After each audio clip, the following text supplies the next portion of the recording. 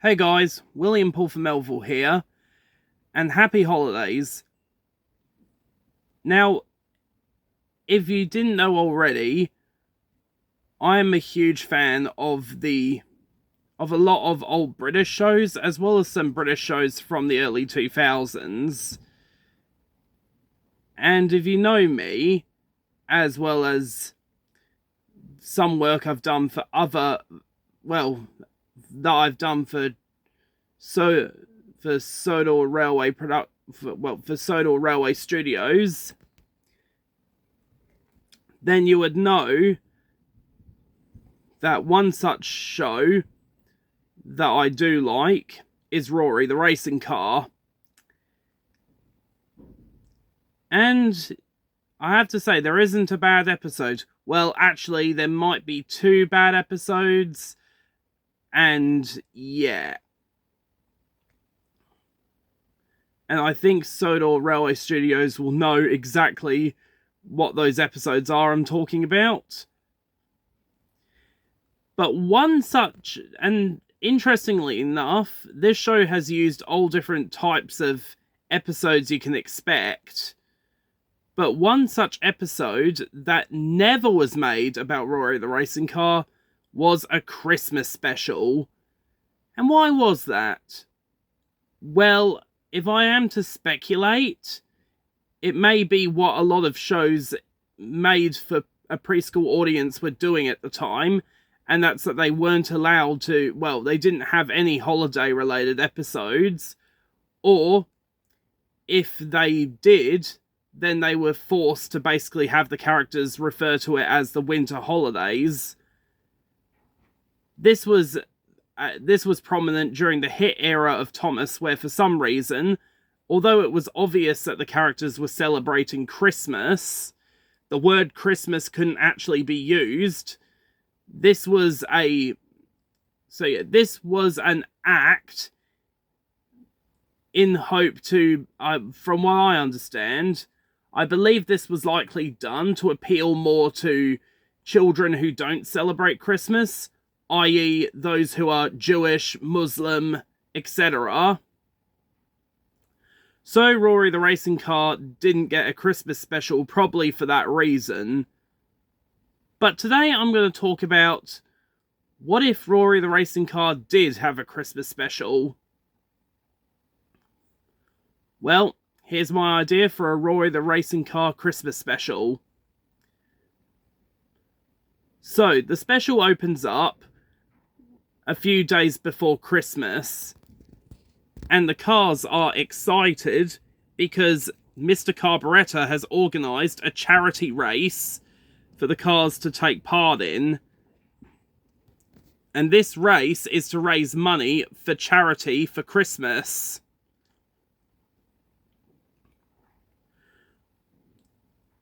And what's better and best of all, it's not just the racing cars at Silverhatch who are taking part, but Conrod, the Australian the V8 stock car, is also visiting Silverhatch for the holidays.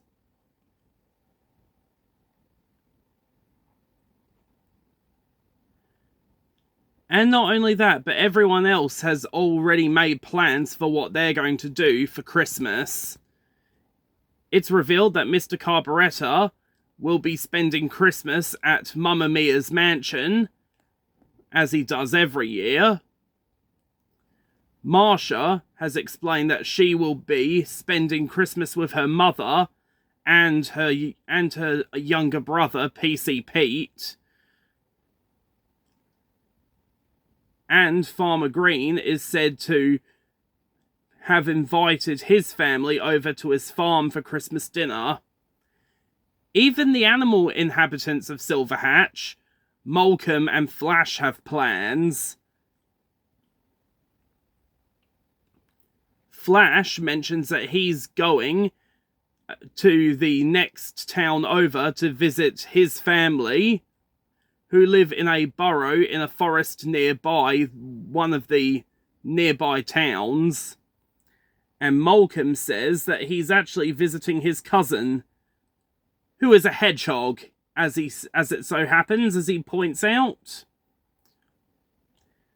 And however, although everyone has some happy plans for Christmas, Roary notices that Big Chris doesn't have much plans for Christmas, as he sees Big Chris and Marsha decorating the workshop for Christmas, including later on getting a Christmas tree. And Roary finds out exactly why what Big Chris's plans are. It turns out that he hasn't got much money this year to go and visit his mother, Big Christine, who of course lives a few towns away. Thus, he'll be spending Christmas alone. Feeling bad for Big Chris, Roary decides that the cars should do something for Big Chris. Show that show how much Big Chris means to them. After all, Christmas is the time for giving. And they really want to show that Big Chris is the best mechanic in the world.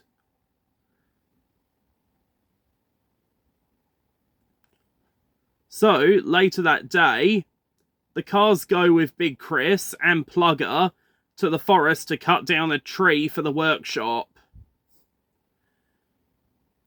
And after the tree is cut down, Plugger uses his crane to lift the tree onto his brand new trailer that he was given in order to help transport things that need to be delivered to Silverhatch when Loader isn't available.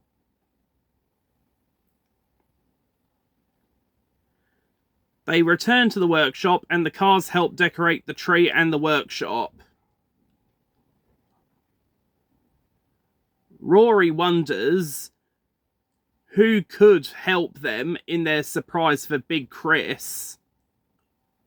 So they think, and while they do this, they put their plan into action by telling everyone about Big Chris's dilemma and the fact he's spending Christmas alone. And everyone at Silverhatch, as well as their closest friends, have an idea, but they're not going to tell Big Chris.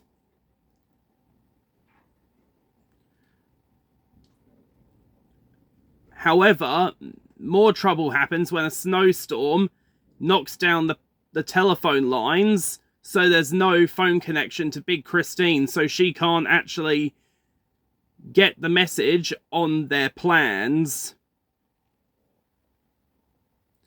And Roary wonders to himself that he wonders if there is one person that might be able to help them.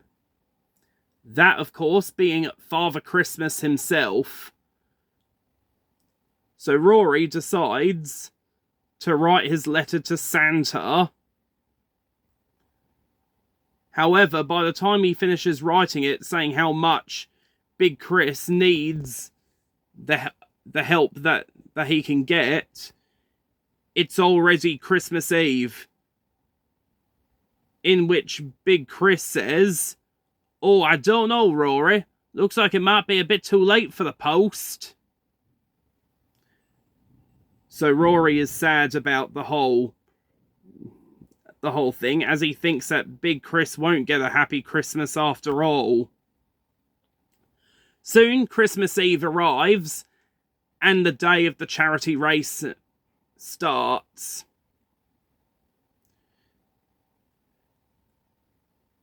And of course, as usual, Marsha starts the race. And, unlike usual, lots and lots and lots of people have shown up to watch the race. However, Roary doesn't concentrate because he's too busy worrying about Big Chris and him spending Christmas alone. And so, Maxie ends up winning the charity race, and Roary ends up coming last place. However, unlike usual, however, unexpectedly, Maxie sees how upset Roary is, and he, along with Cece, Drifter, and Tin Top, actually ask him if he's okay. And Roary says that he's worried because it was too late for the post, so he couldn't send his letter to Santa asking for help so that Big Chris doesn't have to be alone on Christmas. And that is when Tin Top has an idea, and that's why not Roary try and talk to Santa in person. And that night, when everyone has gone home for the night, and to Big Chris's knowledge, everyone else has gone home for Christmas, he says goodnight to the cars and tells them to get a good night's sleep, as Santa will be coming soon. However, Roary can't sleep, but soon he dozes off. Only a few hours later, he's woken by the sound of a crashing on the workshop roof. And making his way through the window is the man himself, Santa Claus, who I think should also be voiced by a guest star in this Christmas special. And I thought the perfect guest star to voice Santa in the Roary the Racing Car special, funny man Johnny Vegas. And of course Santa is quick to say, hey, to himself, why is it that workshops don't have windows? I mean, don't have chimneys. Oh, honestly, it's really hard to make my way into a workshop and deliver presents to cars when they haven't got a chimney for a start. And Roary is woken up. And he, of course, sees Santa. And Roary is quick to ask Santa the very important question. Ask him a very important question. And that is if he can do something for Big Chris. In which Santa replies, of course he can. He's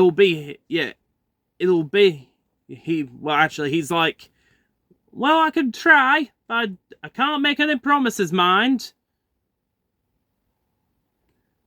But I know exactly what you want. But yes, I know exactly what you were going to ask, Roary. You want your mechanic, Big Chris, to have a happy Christmas. Well, I can do something about it.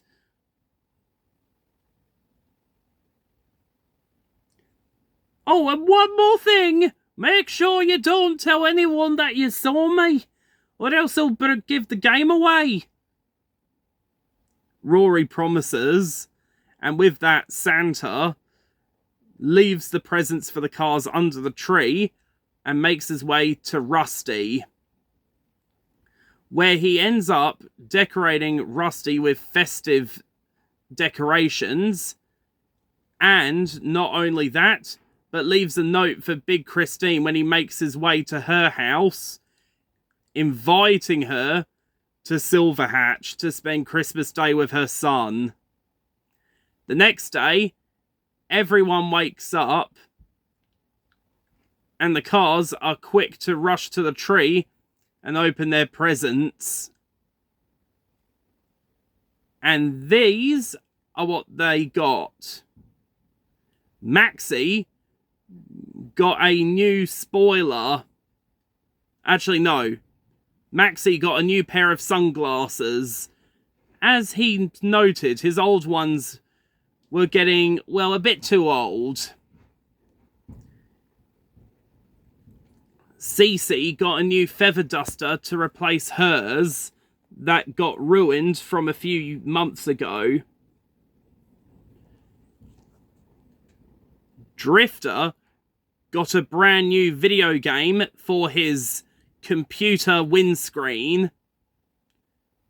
And Tin Top got an air freshener for his, well, for his cab. A pine tree air freshener, it so happens. And Roary, well, when he opens his present, he sees just what he had always wanted. His own set of tyre warmers. And the cars then decide to go over to Rusty to see Big Chris and wish him a Merry Christmas. When Big Chris wakes up, he is surprised to see not only Christmas decorations all around Rusty, but on the table inside Rusty is an entire turkey, which is fit for all their friends and family. Though Big Chris says, "Well, it's a shame that I won't have anyone to dine with me, and I can't eat this turkey all on my own." And that's when the cars wink at each other.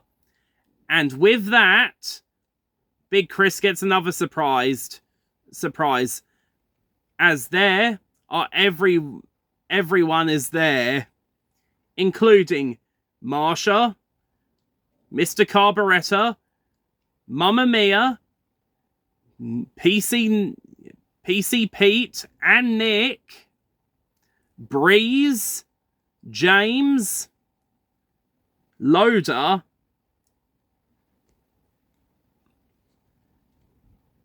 and even the parents of Marsha had shown up. And even Big Chris's half-sister that he mentioned in Computer Calamity also shows up. Big Chris is speechless. Oh yeah, Farmer Green and FB also show up with their families, as do Flash and Malcolm. Malcolm even invites his cousin to come to Silverhatch instead to celebrate Christmas, as did Flash with his extended family. And so, Mr. Carburetor decides they'll all have Christmas dinner at a huge table inside the workshop. And Big Chris says that this Christmas dinner is much better than what he was planning to eat. A turkey and cranberry pizza that he bought from the shop, a few days ago. As he thinks it's better to celebrate Christmas with those you love, even if they are friends, but also remembers that his friends are also his family, and with friends like Big Chris has, well, you pretty much got all the company you need. And the special ends with a bird's eye view of Silverhatch, and Santa flying over Silverhatch, returning to the North Pole for another year. So, that was my idea for a Roary the Racing Car Christmas special. Do you love it? Do you hate it? Please let me know in the comments. Goodbye and Merry Christmas.